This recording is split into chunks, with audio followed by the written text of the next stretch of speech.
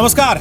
आजाद भारत में अधिकारों का सबसे बड़ा आंदोलन, ये एक मुहिम है जिसके तहत इस वक्त का सबसे बड़ा सवाल है कि अगर ये देश धर्मनिरपेक्ष है तो कोई कानून धर्म के हिसाब से क्यों हो, और संविधान के खिलाफ देश में शरिया कानूनों की जिद कहां तक जायज है। आज ये सवाल मुस्लिम पर्सनल लॉ बोर्ड के रवैये से उठा। मुस्लिम पर्सनल लॉ बोर्ड ने आज सीधे सीधे लॉ कमीशन के बहाने धमकी दी और कहा कि ट्रिपल तलाक पर सरकार का विरोध बिल्कुल गलत है और ये यूनिफॉर्म सिविल कोड लाकर देश को तोड़ने की साजिश।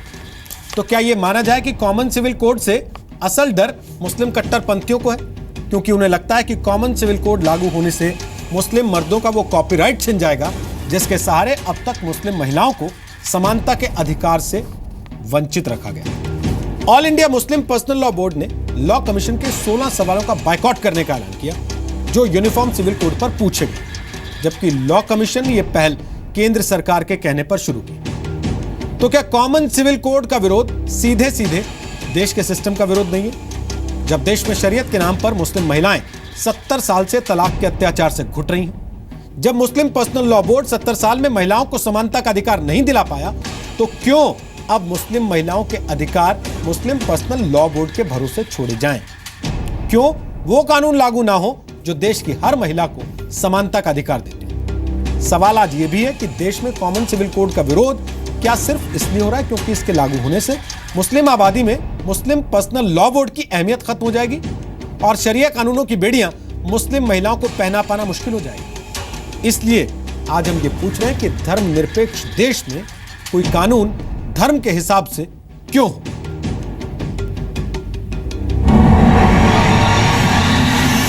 हम सब लोगों की एक राय है कि यूनिफॉर्म सिविल कोड इस मुल्क के लिए किसी तरह मुनासिब नहीं है। ये मुल्क गंगा जमनी तहजीब का मुल्क है। यहाँ मुख्तलिफ मजहब के मानने वाले रहते हैं। एक्चुअली ये है कि धर्म को कानून से मिलाना नहीं चाहिए। धर्म एक अलग चीज़ होती है और कानून एक अलग चीज़ होती है। आजाद भारत में अधिकारों का सबसे बड़ा आंदोलन, जब देश धर्मनिरपेक्ष तो कानून धर्म के आधार पर क्यों? मुस्लिम पर्सनल लॉ बोर्ड कहता है कि 4 शादियां सामाजिक जरूरत है और महिलाओं के लिए अच्छी है, क्या सही नहीं है? जी, क्योंकि इस्लाम में है तो उन लोगों को सबको पता रहता है कि इस्लाम में क्या चीज़ है क्या गलत है, तो हम लोग उसी को फॉलो करना चाहते हैं। ये ट्रिपल तलाक की जो परंपरा है वो खत्म होनी चाहिए या नहीं? नहीं, क्यों? अकॉर्डिंग टू मुस्लिम लॉ जो है हमारा वही ठीक है मेरे हिसाब से। आजाद भारत में अधिकारों का सबसे बड़ा आंदोलन, आखिर शरिया की बेड़ियां मुस्लिम महिलाओं को कबूल कब तक?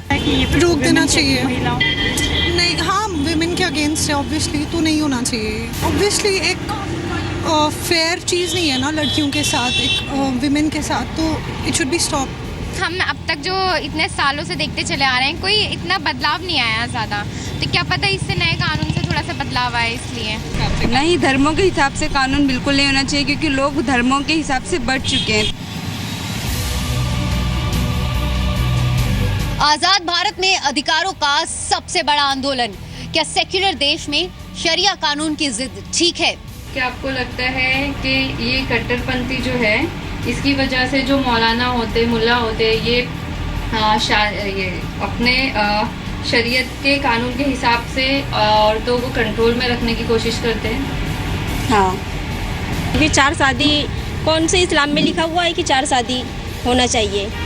हर मुस्लिम हिंदू हर धर्म वालों पे एक ही कानून बनना चाहिए क्या? हर धर्म नहीं, एक ही कानून बनना चाहिए। मतलब तुम्हारा ये मानना है कि हर धर्म पे एक ही कानून? हाँ, एक ही कानून होना चाहिए, चाहे कोई हिंदू हो या मुस्लिम हो, कोई भी जात हो।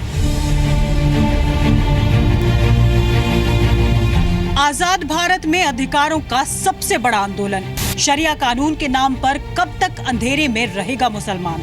क्या आपको लगता है कि मुल्लाओं ने शरीयत कानून को हथियार बनाया है औरतों पे अपना कंट्रोल रखने के लिए? The Muslim women are very much safe and protected in the Muslim personal law. There is no need for any reform in the laws.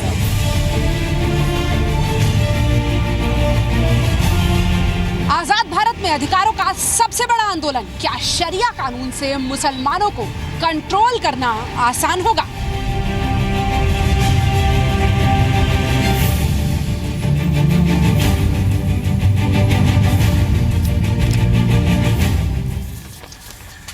तो आज आपको बता दें हमारे साथ ताल ठोक के एक्स्ट्रा स्ट्रांग में कौन कौन से खास मेहमान हैं। हमारे साथ फिरोज मीठी बोरवाला इस वक्त मुंबई से आ गए हैं, जो मुस्लिम अधिकारों के लिए काम करते हैं, भारत बचाओ आंदोलन से जुड़े हुए हैं। नाइक शसन हमारे साथ हैं।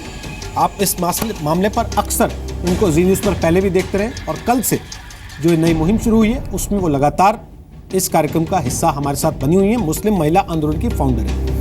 जुनैद हारिस हमारे साथ हैं, जो कि प्रोफेसर हैं जामिया मिलिया इस्लामिया में इस्लामिक स्टडीज़ के सीनियर असिस्टेंट प्रोफेसर हैं। मौलाना मोहसिन तकवी हमारे साथ हैं, जो इस्लामिक स्कॉलर हैं, दिल्ली की शिया जामा मस्जिद में इमाम हैं। और डॉक्टर लुबना सारवत हमारे साथ हैं, इस्लामिक स्कॉलर हैं, इंडोनेशिया की जकार्ता यूनिवर्सिटी से इस्लामिक इकोनॉमिक्स में उन्होंने PhD किया है। इसके पहले भी कई दफ़े मुस्लिम महिलाओं के अधिकारों से जुड़ी बहस में आप उनको जी न्यूज़ पर देख चुके हैं।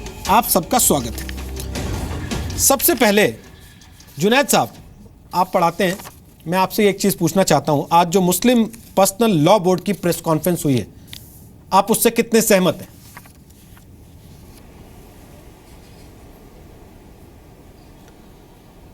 देखिए, मैं कुछ चीज़ें पहले क्लियर करना चाह रहा हूं।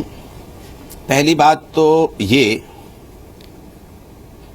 कि हमारे मुल्क हिंदुस्तान को धर्मों का संग्रहालय कहा जाता है। यहाँ डिफरेंट टाइप के बिलीफ्स, डिफरेंट टाइप के रिलीजियस प्रैक्टिसेस और डिफरेंट टाइप के रस्म रवाज पाए जाते हैं। मसला ये है कि जिस सेकुलर मुल्क में हम रहते हैं उसकी सबसे ख़ास बात यह है कि हमारी आस्था को, हमारे रस्म रवाज को, इन सारी चीज़ों को आज़ादी हासिल है। मसला मुसलमानों का नहीं है, मसला सिर्फ ये है कि यहाँ पर रहने वाले डिफरेंट टाइप के जो अक़ीदे हैं, डिफरेंट टाइप के जो रस्म रवाज हैं, अगर आप यूनिफॉर्म सिविल कोड की बात करते हैं तो ऐसी सूरत में उनका क्या होगा? क्या आप सब पर पाबंदी लगा करके एक लाइन से सबको लेकर चलने की बात कर रहे हैं? इसी वजह से, सिर्फ इस वजह से मैं कह रहा हूं कि यूनिफॉर्म सिविल कोड ये दरअसल जिसका जो धर्म है, जिसका जो अकीदा है और जिसका जो रस्म रवाज है उसके अकॉर्डिंग होना चाहिए, नहीं कि अपने सिविल कोड के नाम पर हमें इंसानों को एक ऐसे रुख में डाल देना चाहिए जो बहरहाल न उनकी तबीयत के मुताबिक है, न उनके मिजाज के मुताबिक है, न उनके मजहब के मुताबिक है, न उनके रस्म रवाज के मुताबिक है। जी डॉक्टर लुबना, जिन मुल्कों में यूनिफॉर्म सिविल कोड है, क्या वहाँ के लोगों को अपनी मर्जी से अपने धर्म को मानने की, उसका पालन करने की आज़ादी नहीं होती?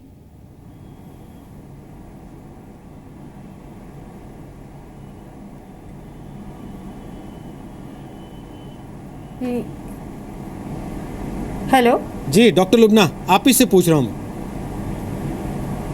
या please can you please come back. जी, मेरा सवाल यह है डॉक्टर लुबना कि जिन मुल्कों में यूनिफॉर्म सिविल कोड है, वहाँ के लोगों को क्या अपना धर्म मानने की, उसका ढंग से पालन करने की आज़ादी नहीं होती? सरकार तय करती है वो अपना धर्म कैसे मानेंगे और कैसे पालन करेंगे, कैसे पूजा करेंगे, कैसे नमाज पढ़ेंगे।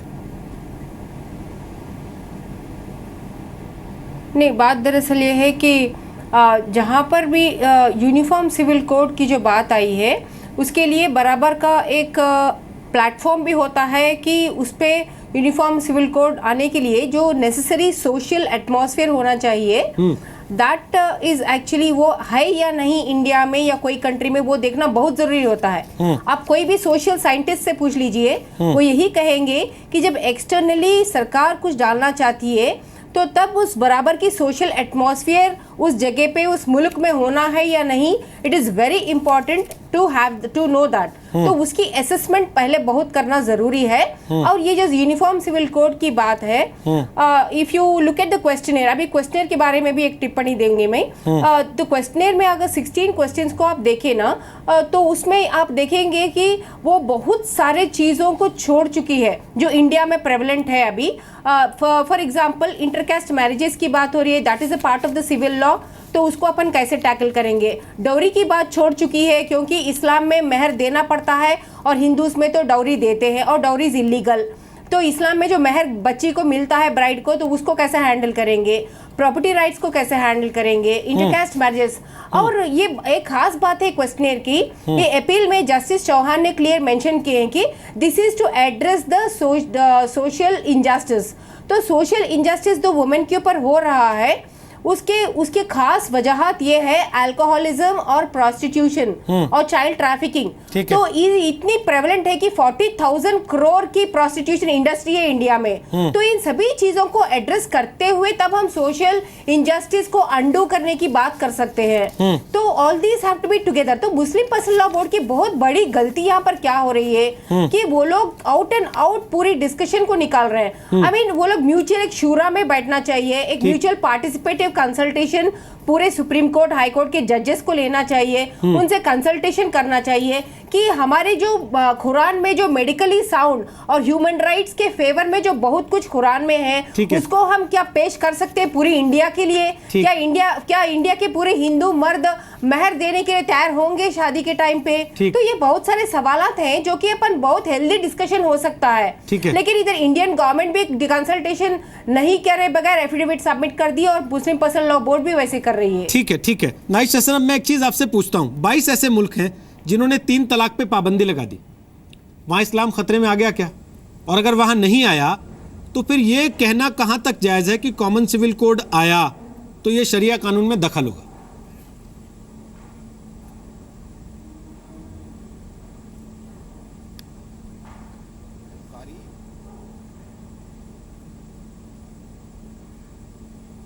नाइस सेशन, मेरी आवाज आ रही है आपको? जी आप मुझसे पूछ रहे हैं? सॉरी, मुझे सुनाई नहीं पड़ा। मैं आप ही से मैं इसमें सॉरी मैं दो बातें कहूँगी। एक तो जो निजी कानूनों में बदलाव की एक प्रक्रिया चल रही है और जो यूनिफॉर्म सिविल कोड की बात, दोनों ही बातों का मैं समर्थन करती हूँ। और इसलिए समर्थन करती हूँ कि ये इंसाफ से जुड़ा मुद्दा है, इसके केंद्र में औरत रही है, औरत ने नाइंसाफ़ी झेली है, इसलिए ये बहस सामने आई है।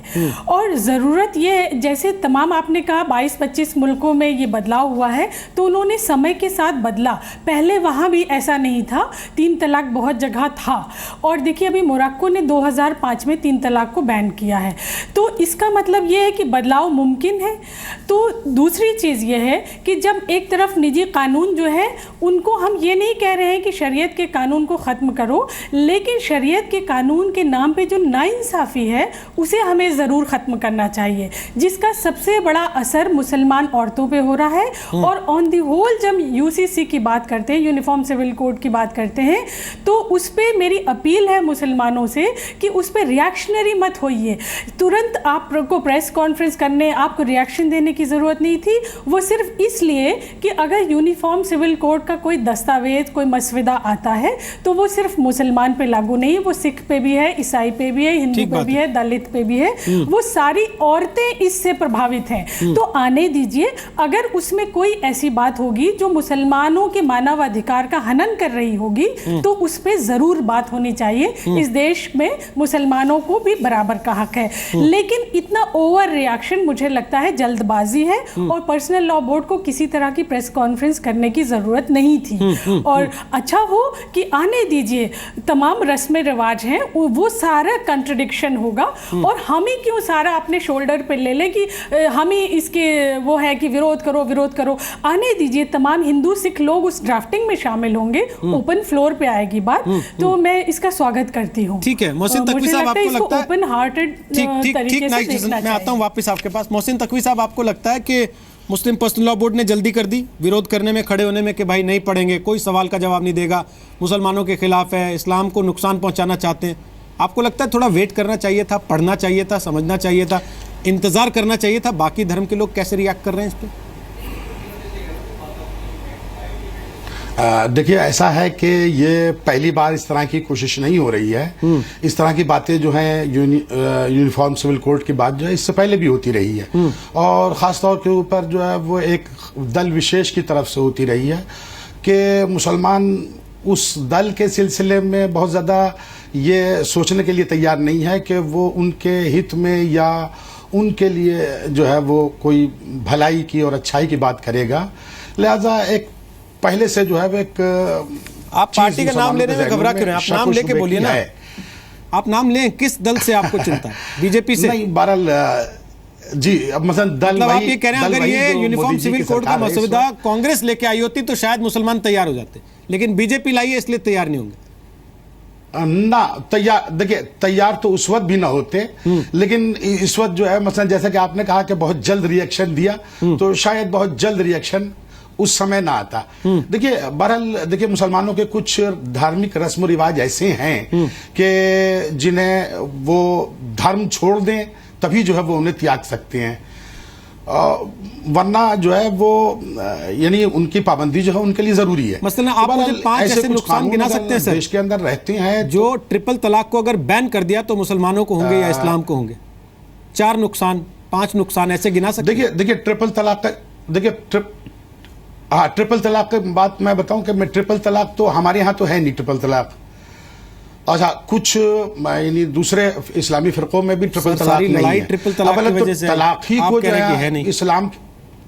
मैं जब आपसे बात कर रहा हूं सर, मैं अर्ज कर रहा हूं कि हमारे यहाँ छोटा सा शिया धर्म में नहीं है। एक छोटा सा करेक्शन कर दूं। शिया उस, हाँ मैं यही कह रहा था। हाँ, छोटा सा करेक्शन ये है कि जब मैं आपसे बात कर रहा हूं तो देश का दर्शक जो आपको टीवी पे देख रहा है वो शिया या सुन्नी जान के नहीं देख पा रहा होगा, वो आपको एक मुस्लिम धर्मगुरु के तौर पे देख रहा है और इस्लाम के स्कॉलर के तौर पे देख रहा है। हाँ जी जी जी जी जी, मैं वही बात कहने जा रहा था कि देखिए ऐसा है कि तलाक इस्लामी शिक्षा में कोई अच्छी चीज नहीं है, यानी जायज चीजों में कहा गया है कि सबसे बुरी चीज तलाक है, और रहा ये ट्रिपल तलाक, ये तलाक की सबसे बुरी सूरत है, सबसे बुरी फॉर्म है।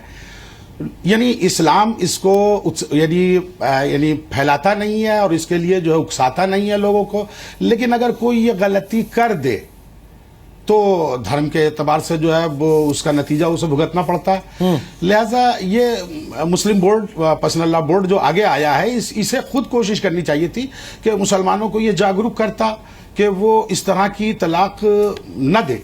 ठीक है, और इस तरह की तलाक जो है समाज से हमारे खत्म हो। सर बात तो यही है ना, फिरोज मिठीपुर वाला, अगर वो जागरूक कर रहा होता, अगर वो महिलाओं को उनके अधिकार दिला रहा होता तो महिलाएं अदालत ना जाती। महिलाएं अदालत गई, इसलिए ये बहस यहां तक पहुंची और इसीलिए आज ये सवाल खड़ा हुआ कि क्यों ना ट्रिपल तलाक जैसी प्रथा को कानूनी तौर पे खत्म कर दिया जाए। मुस्लिम पर्सनल लॉ बोर्ड की बातों से कहीं आपको ऐसा लगता है कि उसकी चिंता में औरतें भी शामिल हैं या वो सिर्फ मर्दों का पर्सनल लॉ बोर्ड है? ये बेशक मर्दों का ही पर्सनल लॉ बोर्ड है। 15 दिन पहले जो मुस्लिम पर्सनल लॉ बोर्ड ने बहुत बेहुदा किस्म का जो सुप्रीम कोर्ट में जो दस्तावेज जारी किया है, जो उन्होंने सबमिट किया था, जहाँ उन्होंने कहा था कि औरतों को अक्ल कम है, औरतों को ताकत कम है, औरतों का, तो जिस तरीके से उन्होंने औरतों के बारे में खुद सुप्रीम कोर्ट में जाके बात की है, वो क्लियर कट बात समझ में आती है कि इनको औरतों के लिए कोई ना रिस्पेक्ट है, ना उनके लिए, उनके न्याय के लिए उनको कोई कदर है। एक वो बात। दूसरी बात मैं बोलना चाहता हूं कि ये बहुत अच्छी अच्छी बातें होती है कि भारत का संविधान उनको धर्म का अधिकार देता, वो देता है, मगर भारत का संविधान आपको शोषण और डिस्क्रिमिनेशन करने अधिकार नहीं देता। आर्टिकल 14, 15, 21 जो हमारा है और आर्टिकल 25 जो है वो क्लियर बोलता है, article 14, 15, 21, right of equality for every citizen, हर चाहे वो पुरुष हो या मर्द हो, कोई भी धर्म का इंसान हो, कोई भी जाति का इंसान हो, वो सबको समान अधिकार मिलेंगे। वो भारत का संविधान उनको प्रोटेक्ट करेगा। आर्टिकल 21 बोलता है कि आप डिस्क्रिमिनेट नहीं कर सकते। तो जहां जहां धर्म के कानून डिस्क्रिमिनेट करेंगे वहां भारत का संविधान को अपना रोल प्ले करना पड़ेगा, सुप्रीम कोर्ट को रोल प्ले करना पड़ेगा। और जो 70 साल से मुस्लिम पर्सनल लॉ बोर्ड ने रिफॉर्म नहीं किया है, ना वो कभी करेगा, फिर हमारी सुप्रीम कोर्ट वो रिफॉर्म लाएगी। और आज ये समझ ले, ये सब मौलाना पलटन, ये जो मौलाना है हमारे मुस्लिम पर्सनल बोर्ड वाले, कि आज ये रिफॉर्म की जो मूवमेंट चल रही है वो भारत की मुस्लिम महिलाएं चला रही है। ये मौलाना भी इसको नहीं चला पाएंगे। और भारत का जो मुस्लिम नौजवान है वो इस भारत के मुस्लिम महिलाओं के साथ है। तो ट्रिपल तलाक पे पाबंदी 20 कंट्रीज में बैन है, वहां कोई कम मुसलमान है इस देश के मुसलमान से। ट्रिपल तलाक पे बैन है, पॉलीगैमी पे कंट्रोल्स है, कई तो बैन है, वो कोई कम मुसलमान नहीं है। हलाला जैसी प्रैक्टिस पे पूरी की पूरी पाबंदी आनी चाहिए, क्योंकि 70 सालों से ये लोग ने कोई रिफॉर्म की बात नहीं की है। आज जाके यूनिफॉर्म सिविल कोड की बात हो रही है। और आज और एक बात बोल दूं आपको कि बेसिकली जो हमारा स्पेशल मैरिज एक्ट है वो ऑलरेडी वो एक यूनिफॉर्म सिविल कोड का ही तरीका है। जहां जहां हिंदू और हिंदू या हिंदू मुस्लिम या क्रिश्चियन मुस्लिम जो भी लोग अपनी जाके सिविल मैरिज फाइल करना चाहिए वो बाद में सिविल लॉ फॉलो कर रहे हैं, तो उसमें भी कोई दिक्कत नहीं। क्रिमिनल कानून बाकी के सब कानून एक ही है। और ये भी बात समझ लीजिए, ताहिर महमूद साहब ने जो बहुत बड़े जूरिस्ट है उन्होंने कहा कि यूनिफॉर्म सिविल कोड का मतलब नहीं है कि कोई एक धर्म का कानून पूरे भारत पे लादा जाएगा। ना यूनिफॉर्म सिविल कोड का मतलब यह कि कल 7 फेरे रोके जाएंगे, चर्च में शादी रोकी जाएगी, आपके निकाह रोके जाएंगे, उसका मतलब होता नहीं है। हमारा बोलना है कि जो भी यूनिफॉर्म सिविल कोड की बात करना चाहता है वो ड्राफ्ट सामने लाइए, बात कीजिए। अभी लॉ मिनिस्ट्री, क्योंकि एक डायरेक्टिव प्रिंसिपल भी हमारा, लॉ मिनिस्ट्री ने उस डायरेक्टिव प्रिंसिपल के आधार पर सुप्रीम कोर्ट ने खुद बोला है सरकार को कि भाई यूनिफॉर्म सिविल कोड की बात जो तुम लोग कर रहे हो, किधर है तुम्हारा दस्तावेज? आज तक बीजेपी ने वो दस्तावेज नहीं दिया। इसलिए लॉ मिनिस्ट्री की तरफ से एक डॉक्यूमेंट अभी सामने आया है, उस पर बात कीजिए। मुस्लिम महिला तो डर नहीं रही, तो मुल्ला लोग काय को डर रहे? सर, और बात क्लियर है कि आज जैसे आपने एक बात कही कि आज 3 मुस्लिम महिलाएं सुप्रीम कोर्ट में गई है, आज ये डिबेट छिड़ चुकी है और ये देश में ये ट्रिपल तलाक बैन होके रहेगा। अब ये मौलाना लोग इसमें रोक नहीं पाएंगे। ये रिग्रेसिव एंटी विमेन पूरी ये फौज है। सर, आप कह रहे हैं कि ड्राफ्ट नहीं आया। लॉ कमीशन ने ड्राफ्ट बनाने से पहले अपना होमवर्क करने के लिए देश की जनता से राय मांगी और उस पर Muslim personal law board press conference करके कहता है कि ये लॉ कमीशन सरकार की तरह अवैध काम कर रहा है। Muslim personal law board press conference करके ये कहता है कि जिस सरकार से देश की सरहद नहीं संभल रही, वो देश के अंदर एक नई जंग छेड़ देना चाहता है। ये किस तरह का मुस्लिम पर्सनल लॉ बोर्ड है जो अपने आप को संविधान और सरकार से ऊपर समझता है, इस देश की संसद से ऊपर समझता है? और दूसरी बड़ी बात, खतरा इस्लाम पर आ जाता है या फिर कुछ कट्टरपंथी मर्दों की जो अपनी कॉपीराइट है मुस्लिम महिलाओं के ऊपर, उस पर खतरा आता है। इसलिए ये सारी लड़ाई इस तरीके से रंग दी जा रही है।